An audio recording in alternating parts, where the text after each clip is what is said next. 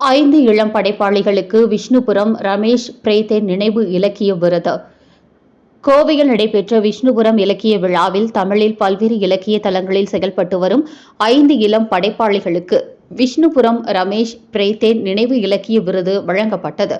விஷ்ணுபுரம் இலக்கிய வட்டம் அமைப்பின் சார்பில் 2010ஆம் ஆண்டு முதல் வழங்கப்பட்டு வரும் விஷ்ணுபுரம் இலக்கிய விருது இவ்வாண்டு உடல்நலக் குறைவால் மறைந்த புதுச்சேரி எழுத்தாளர் ரமேஷ் பிரேத்தனின் நினைவாக வழங்கப்பட்டது.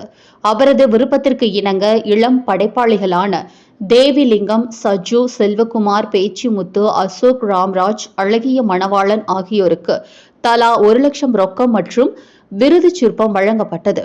கோவை ஆர்எஸ்புரத்தில் உள்ள ராஜஸ்தானி சங்க அரங்கத்தில் நடைபெற்ற விழாவில் ரமேஷ் பிரேத்தனை பற்றிய அம்மையப்பன் அயோனிகன் ஆவணப்படம் திரையிடப்பட்டது. இவ்விழாவில் எழுத்தாளர்கள் ஜெயமோகன், ஜெயந்த் காய்கினி, மதுராந்தகம் நரேந்திரா, ஆஸ்டின் சவுந்தர், அகர முதல்வன் உள்ளிட்டோர் உரையாற்றினர். டிசம்பர் 20 முதல் நடைபெற்ற இலக்கிய விவாதங்கள், கலந்துரையாடல்கள், நாடக நிகழ்ச்சிகள் மற்றும் சிறு புத்தக கண்காட்சி விழாவின் சிறப்பு அம்சமாக அமைந்தன. தீவிரமான இலக்கிய வாசகர்களால் ஒருங்கிணைக்கப்படும் இந்த விழா நவீன தமிழ் இலக்கியத்திற்கு பெரும் பங்களிப்பாக விளங்குகிறது என்று விஷ்ணுபுரம் இலக்கிய வட்டம் அமைப்பினர் தெரிவித்தனர்.